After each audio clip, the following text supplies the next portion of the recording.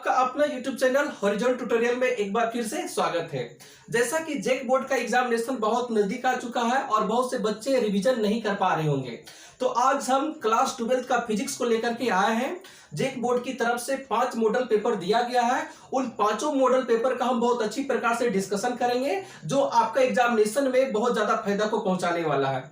तो हमारा वीडियो को देखते रहें और रिवीजन को बहुत अच्छी प्रकार से करते रहें। तो आज हम टर्म 2 का सेट 1 का सेक्शन सी पार्ट को डिस्कशन करेंगे। पहले हम सेक्शन सी पार्ट को डिस्कशन करेंगे, उसके बाद फिर बी में आएंगे, उसके बाद फिर हम ए में आएंगे। तो आइए देखते हैं सेक्शन सी को। जैसा कि यहाँ पे लिखा गया है कि state new Cartesian sign convention, बोलता है कि नया साइन कन्वेंशन के बारे में बताइए या नया साइन कन्वेंशन को लिखिए। उसके बाद ये बोलता है कि डिराइव द एक्सप्रेशन, और हमको एक्सप्रेशन को भी डिराइव करना है। क्या एक्सप्रेशन को डिराइव करना है? Minus mu one by U plus mu two by V अब बराबर mu two minus mu one by R. और इसके लिए कंडीशन दिया गया where refraction occurs from rare to denser. जो रिफ्रैक्शन हमारा जो हो रहा है वो कहां से कहां हो रहा है? Rare to denser medium at convex spherical refracting surface. हमारे पास एक कन्वेक्स रिफ्लेक्टिंग सरफेस है और वहीं से ये रिफ्रैक्शन की घटनाएं घट रही है। और वहां पर ये जो वैल्यू दिया गया है कि μ2 इज ग्रेटर देन μ1। तो पहले तो बोलता है साइन कन्वेंशन को लिखने के लिए, तो आइए पहले हम साइन कन्वेंशन को समझते हैं और साइन कन्वेंशन को लिखते हैं। देखते हैं साइन कन्वेंशन को। तो हम ये मान लेते हैं कि हमारा ये एक कन्वेक्स रिफ्रैक्टिंग सरफेस है। ये हमारा एक कन्वेक्स रिफ्रैक्टिंग सरफेस है, कन्वेक्स रिफ्रैक्टिंग सरफेस। तो इस बात को आप ध्यान से समझें। तो इसका जो मिड पॉइंट है उसको हम लोग क्या बोलते हैं? पोल बोलते हैं। और यहां से अगर हम एक लाइन खींच देते हैं, इस लाइन को हम लोग क्या बोलते हैं? प्रिंसिपल एक्सिस बोलते हैं। तो आपको एक बात को ध्यान में रखना है कि जितना भी दूरी हम लोग मापेंगे वो पोल से मापेंगे। All distance measured from pole, सारी की सारी जो दूरियां होती है वो पोल से मापी जाती है। अब यहां पर अगर मान लेते हैं कि यहां पर हमारे पास एक ऑब्जेक्ट है, ये पॉइंट ऑब्जेक्ट है। पॉइंट ऑब्जेक्ट किसको कहेंगे? जिसका हाइट बहुत नेग्लिजिबल हो, बहुत छोटा हो, मतलब जीरो के बराबर हो, बहुत कम हो, उसको हम लोग क्या बोलते हैं? Point object. तो हम मान लेते हैं कि यहां पर एक वस्तु है जिसकी ऊंचाई नहीं के बराबर है, बहुत कम है, उसका हाइट बहुत ही क्या है? कम है, नहीं के बराबर है। तो ये हमारा एक क्या हो गया? पॉइंट ऑब्जेक्ट हो गया। अब यहां पर ये देखते हैं कि ये हमारा एक वस्तु है और यहां पर हमारा क्या है? पोल है। तो अगर सपोज कर लेंगे कि हम बोले कि बताइए वस्तु दूरी कितना है, तो आप वस्तु दूरी को कहां से मापना शुरू करेंगे? यहां से मापना शुरू करेंगे और यहां से यहां तक आएंगे। तो आप देखिए ना, वस्तु दूरी को किससे सूचित करते हैं? यू से। ये हमारा क्या हो गया? वस्तु दूरी। और मापेंगे कहां से? पोल से मापेंगे।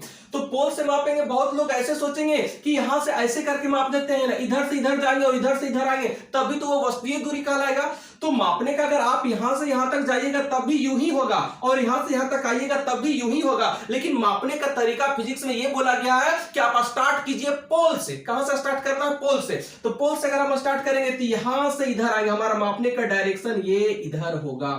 तो पहला पॉइंट हम लोग को यही बताना है कि सारा की सारा जो डिस्टेंस होता है, सारे की सारी जो दूरियां होती है वो पोल से मापी जाती है।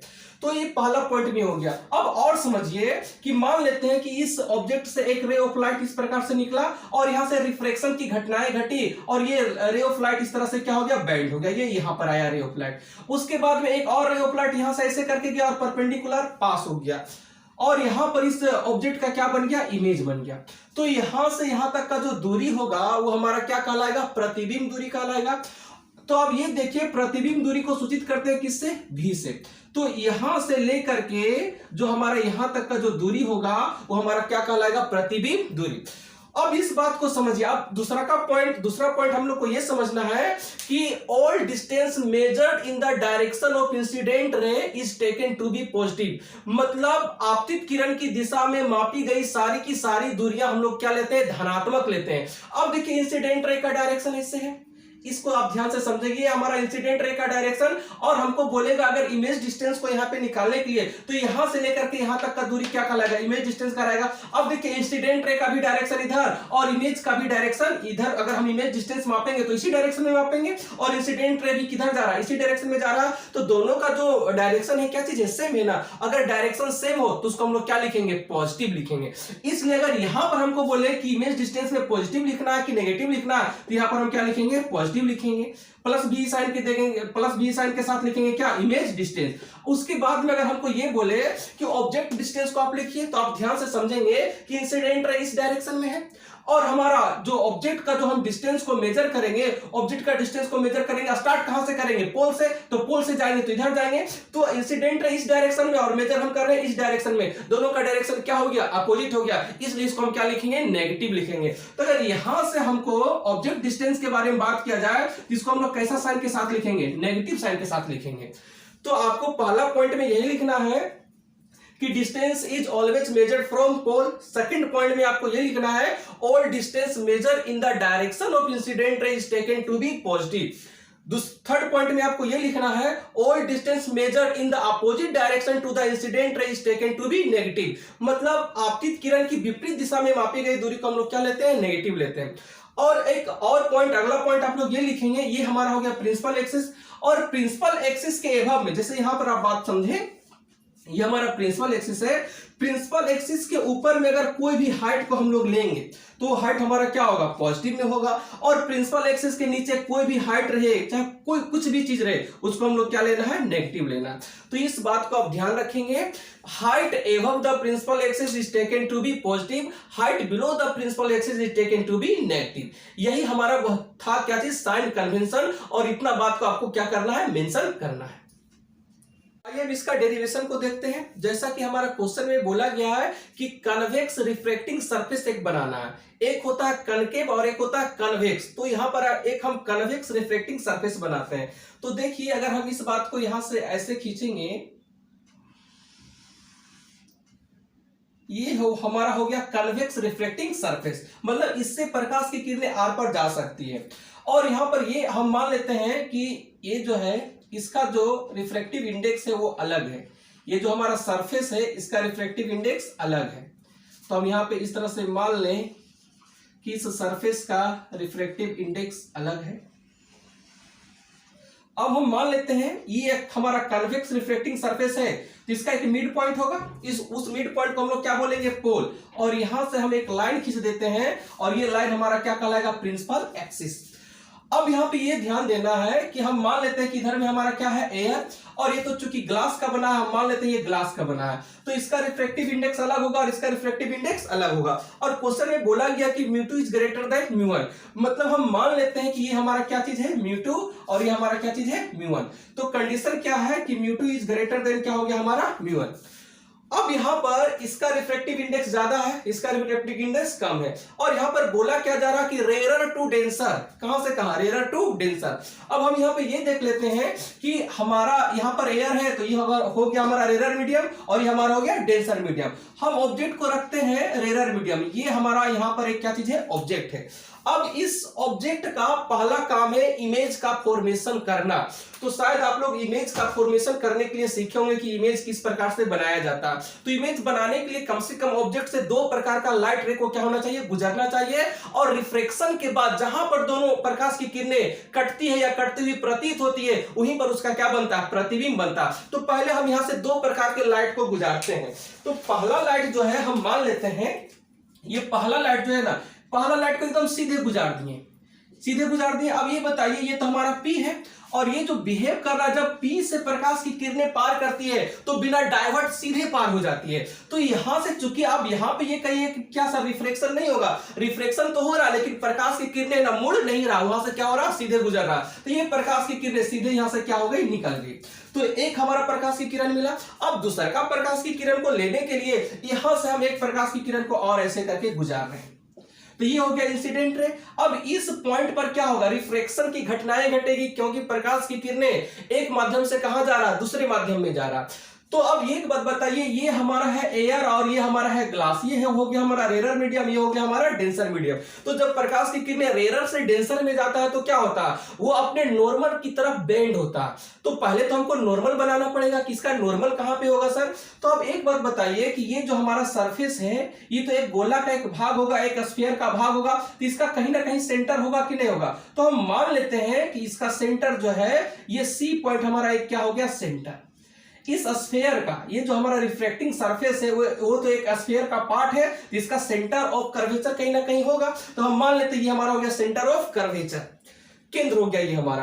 अब यहां से सेंटर ऑफ कर्वेचर पर अगर इस सरफेस पर हम एक लाइन ड्रॉ कर दें तो ये लाइन आपको पता होना चाहिए कि ये लाइन हमारा क्या होगा, नॉर्मल होगा, और इस पॉइंट का नाम हम दे देंगे एम। ये हमारा क्या है, नॉर्मल। अगर नहीं जान रहे हैं तो आप जान लें कि सेंटर से, अगर यहां से सेंटर से हम एक लाइन खींचेंगे तो इस सरफेस पे क्या होता है, नॉर्मल होता है, इसलिए ये बिहेव करेगा किसके जैसा, नॉर्मल के जैसा बिहेव करेगा। अब देखिए कि यहां पर जो रे ऑफ लाइट है हमारा, इस रे ऑफ लाइट को जाना चाहिए था इस प्रकार से, ऐसे जाना चाहिए था, लेकिन यहां रिफ्लेक्शन की घटनाएं घटेगी और ये रे ऑफ लाइट क्या हो जाएगा, बैंड हो जाएगा, और बैंड होकर के मान लेते हैं ये यहां से ऐसे करके चला आया। तब इस बात को ध्यान पूर्वक समझें, ये हो गया इंसिडेंट रे और ये भी क्या हो गया, इंसिडेंट रे, और यहां पर किसकी घटनाएं घटी, रिफ्लेक्शन की, और यहां से जो रे ऑफ लाइट जा रहा है वो हमारा जा रहा है रिफ्लेक्टेड रे। कैसा रे, रिफ्लेक्टेड रे। तो एक रिफ्लेक्टेड रे इस डायरेक्शन में जा रहा है और दूसरा का रिफ्लेक्टेड रे इस डायरेक्शन में जा रहा है, और दोनों जहां पर आपस में मिलेगा वही उस ऑब्जेक्ट का क्या बनेगा, इमेज बनेगा। तो ये जा रहा है इधर और ये जा रहा है इधर, मिला कहां, यहां पे मिला। इसका मतलब ये जो हम पॉइंट ऑब्जेक्ट लिए थे उसका इमेज यहां पे बन रहा है।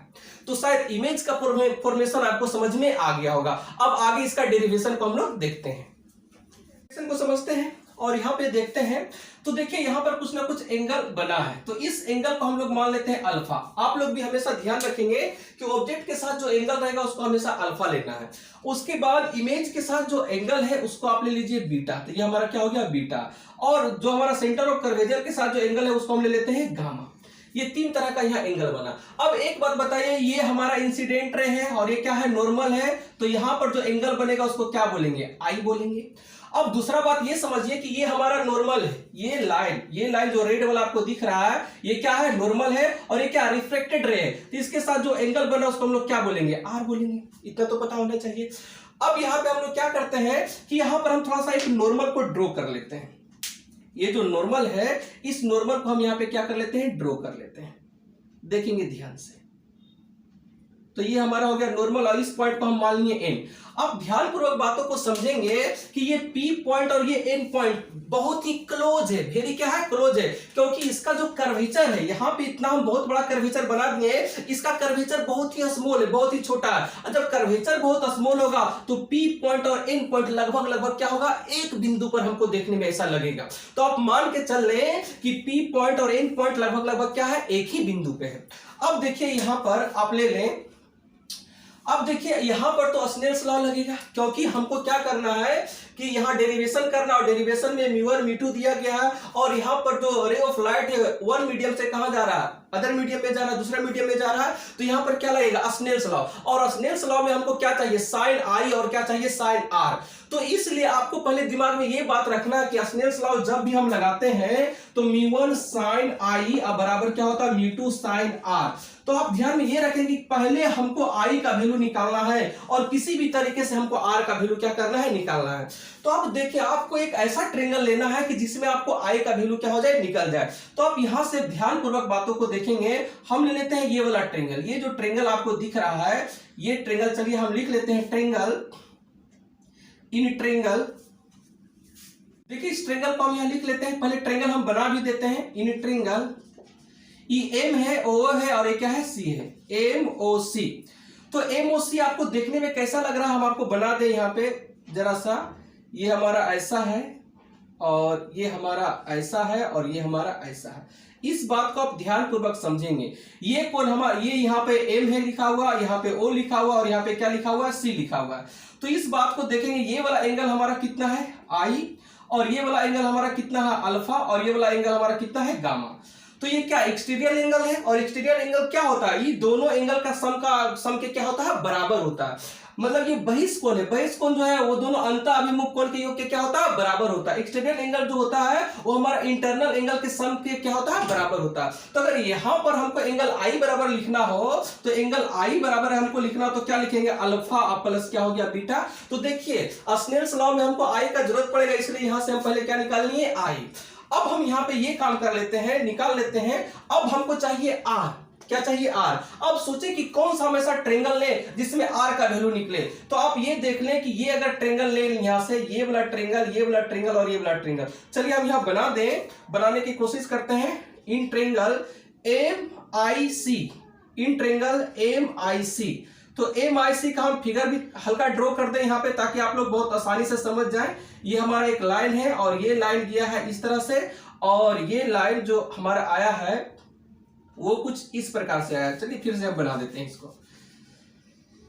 एक लाइन ऐसे किया है और एक लाइन जो है हमारा ये यहां से ऐसे करके आया और ये ऐसे करके आया। ये पॉइंट हमारा क्या है ए, और ये हमारा क्या चीज हो गया आई, और यही लाइन आगे ऐसे करके बढ़ा और ये लाइन हमारा क्या है सी, और यहां पर एंगल क्या है गामा, और ये एंगल हमारा क्या है आर, और ये एंगल हमारा क्या है बीटा।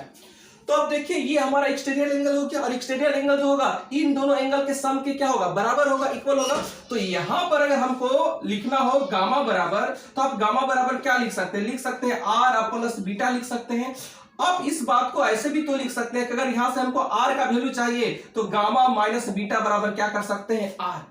आप इसको मान लीजिए इक्वेशन 1 और इसको मान लीजिए आप इक्वेशन 2।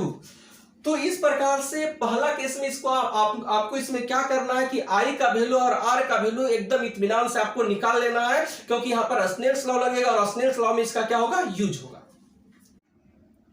अब यहां पे स्नेल्स लॉ लगाते हैं तो लिखेंगे अकॉर्डिंग टू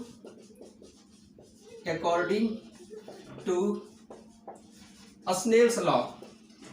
तो स्नेल्स लॉ क्या चीज बोलता है कि इस मीडियम का, स्नेल्स लॉ में यहां पे हम लोग क्या लेंगे कि इस मीडियम का रिफ्रैक्टिव इंडेक्स लेना है, तो यहां पे क्या लेंगे म्यू1, और इसी मीडियम का साइन आई लेना है। तो यहां पर लिखेंगे म्यू1 इंटू कितना हो गया साइन आई, और ये इक्वल टू होता है रिफ्रैक्टिव इंडेक्स अदर मीडियम का, और इसमें क्या लेंगे साइन आर। तो यहां पे कितना होगा म्यू2 इंटू साइन आर। शायद ये बात आप लोग को पता होना चाहिए, यही स्नेल्स लॉ हमारा कहता है कि रिफ्रैक्टिव इंडेक्स उस मीडियम का लीजिए और उसी मीडियम का क्या लीजिए साइन आई लीजिए, फिर रिफ्रैक्टिव इंडेक्स दूसरा मीडियम का लीजिए, उसी मीडियम का क्या लीजिए साइन आर लीजिए। अब यहां पर एक बात कर ले, अब यहां से बातों को समझे कि ये आई है और ये क्या है आर है, ये एंगल बहुत ही स्मॉल है, बहुत ही छोटा है। तो जब आई और आर का वैल्यू बहुत ही छोटा हो जाए तब हम लिख सकते हैं, लिखेंगे here sine I, here sin I and sin R very small angle।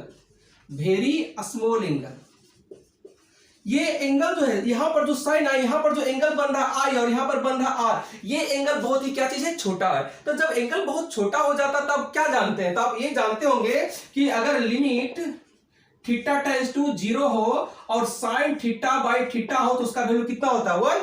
It means अगर इस बात को देखें साइन थीटा बाई थीटा बराबर कितना हो गया 1, तो साइन थीटा बराबर क्या हो गया थीटा।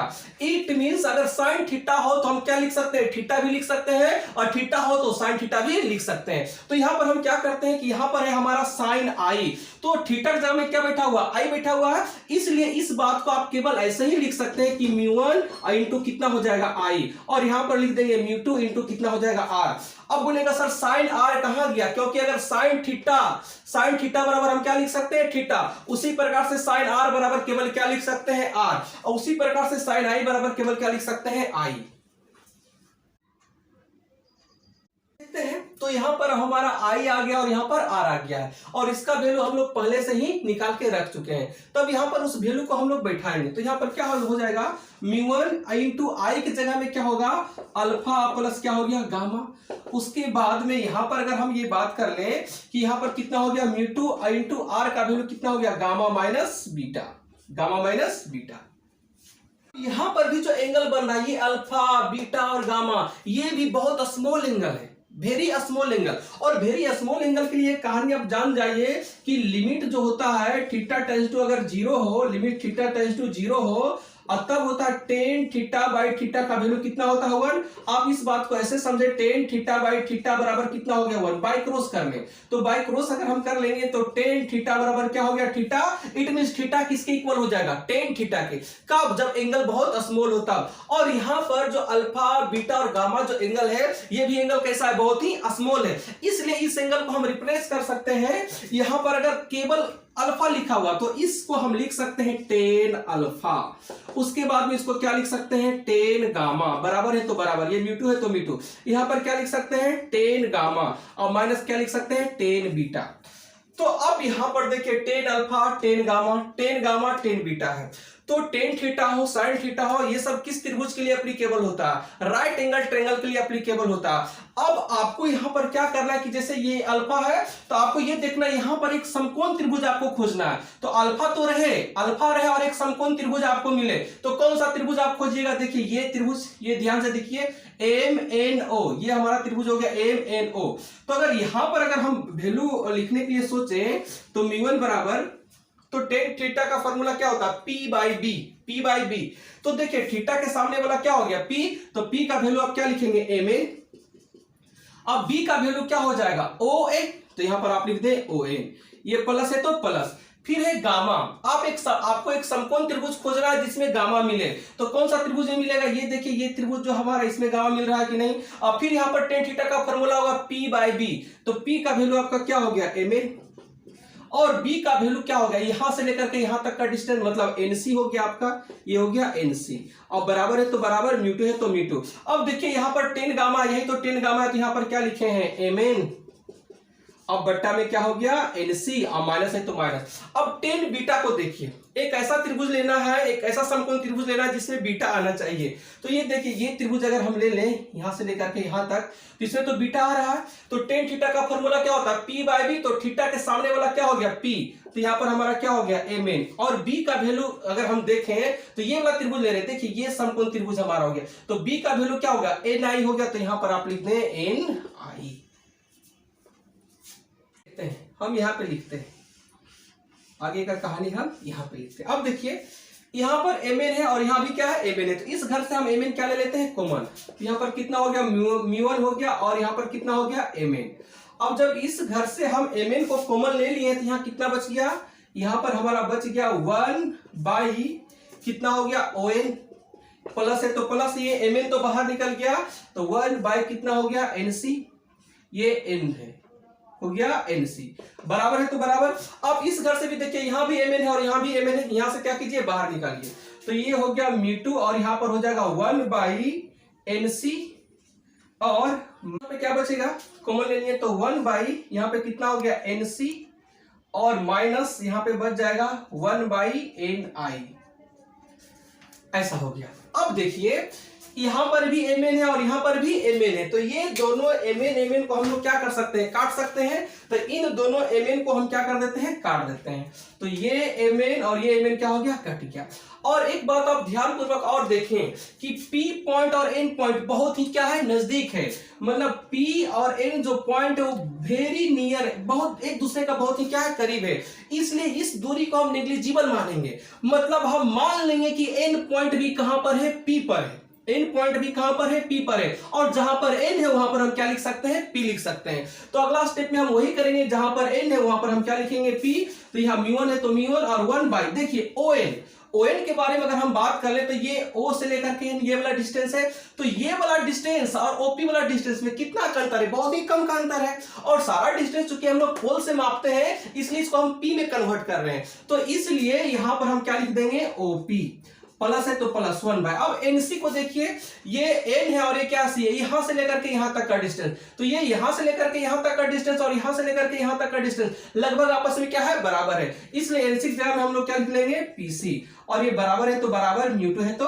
म्यू2, और यहाँ 1 बाय। फिर बात करता है NC को लिखने के लिए, तो NC को हम लोग क्या लिख सकते हैं? PC, तो यहाँ पर क्या लिख लेंगे? PC, माइनस है तो माइनस 1 बाई NI। NI का वैल्यू बोल रहा है लिखने के लिए, देखिए ये N है और I है, यहां से लेकर के यहां तक का दूरी और यहां से लेकर के यहां तक का दूरी लगभग सेम ही होगा, इसको हम लोग क्या बोल देते हैं? PI। अब आपको कुछ नहीं करना है, यहां पर वैल्यू आपको बैठाना है, तो देखिए हम वैल्यू बैठाते हैं। OP जो हमारा है यहां से लेकर के यहां तक का डिस्टेंस OP, तो इस OP को हम लोग क्या कहेंगे? U कहेंगे, ये ऑब्जेक्ट डिस्टेंस हो गया, और उसके बाद में ये P है और ये I है, ये क्या हो गया? हमारा इमेज डिस्टेंस, यहां से यहां तक हमारा क्या हो गया? B, और ये P है और ये C है, तो यहां से यहां तक का डिस्टेंस को हम लोग क्या कहेंगे? R कहेंगे। अब सारा वैल्यू को हम लोग साइन कन्वेंशन के अनुसार से क्या करेंगे? बैठाएंगे, तो देखिए बैठाते हैं। यहां पर हमारा हो गया म्यू1 इंटू 1 बाई OP हमारा क्या चीज है? ऑब्जेक्ट डिस्टेंस है। अब देखिए दूरी को कहां से मापते हैं? पोल से, तो हम दूरी को मापेंगे, ऑब्जेक्ट डिस्टेंस को मापेंगे ऐसे, और इंसिडेंट रे जा रहा है ऐसे, दोनों का डायरेक्शन क्या हो गया? अपोजिट, इसलिए यहां पर लिखेंगे -U। डायरेक्शन अपोजिट तो माइनस लिखना है, और यहाँ प्लस है तो प्लस 1/PC का वैल्यू। अब ये देखिए P है और ये क्या है C है, सभी डिस्टेंस कहां से मापते हैं, P से मापते हैं, तो इस डायरेक्शन में हम P मापेंगे। और देखिए तो हम दूरी को माप रहे हैं इस डायरेक्शन में और इंसिडेंट रे भी जा रहा है इसी डायरेक्शन में, दोनों का सेम डायरेक्शन, इसलिए ये क्या होगा प्लस। तो कुछ नहीं तो प्लस साइन होता है, अलग से आपको प्लस लिखने का जरूरत नहीं है। बराबर है तो बराबर, म्यू टू है तो म्यू टू। 1/PC का वैल्यू, ये हमारा P और ये हमारा C, ये हमारा हो गया इमेज डिस्टेंस। अब देखिए इंसिडेंट रे जा रहा है इस डायरेक्शन में, हमारा जो है इंसिडेंट रे जा रहा है इस डायरेक्शन में, दूरी को भी माप रहे हैं इसी डायरेक्शन में, तो ये प्लस होना चाहिए कि माइनस, तो प्लस होगा, तो यहाँ पर हम लिखेंगे प्लस, और प्लस अलग से देने का जरूरत नहीं है। तो यहाँ पर P और C का वैल्यू लिखना था, तो P और C का वैल्यू यहाँ है कितना R, तो यहाँ पर कितना लिखेंगे R। तो P और C के बारे में देखिए, ये P है और ये क्या है C है, तो P और C यहाँ से अगर इसका डिस्टेंस मापेंगे तो इस डायरेक्शन में मापेंगे, और हमारा इंसिडेंट रे भी इसी डायरेक्शन में, दोनों का डायरेक्शन क्या है सेम है, तो यहाँ पर हम क्या लिख दिए R। उसके बाद PI का वैल्यू, ये देखिए P है और ये क्या है I है, तो हमारा यहां से दूरी मापेंगे तो इस डायरेक्शन में हमारा इमेज बन रहा है और इंसिडेंट रे भी इसी डायरेक्शन में है, तो क्या लेंगे पॉजिटिव लेंगे, इसलिए ये भी हमारा क्या हो गया प्लस में हो गया।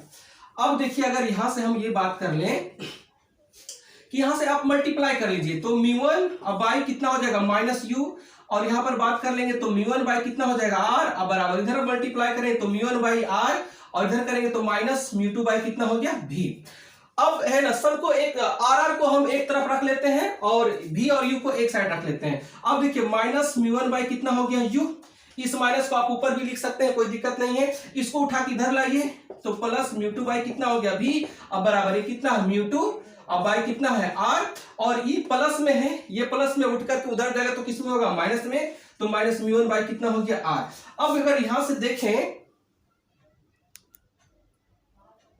तो क्या हो जाएगा माइनस म्यू1 बाई यू अब प्लस म्यू2 बाई भी, अब बराबर अगर इसका हम एलसीएम ले लेंगे तो म्यू2 माइनस म्यू1 बाई हमारा कितना हो गया r, और यही हमको बोला था प्रूव करके दिखाने के लिए, सो हमने इसको प्रूव कर लिया है। वीडियो आपको कैसा लगा प्लीज कमेंट करें, और अगर हमारा वीडियो आपको पसंद आता हो तो वीडियो को लाइक करें, शेयर करें और हमारे चैनल को सब्सक्राइब करें। मिलते हैं आप लोग के साथ नेक्स्ट वीडियो में, तब तक पढ़ाई करते रहे, ऑल द वेरी बेस्ट।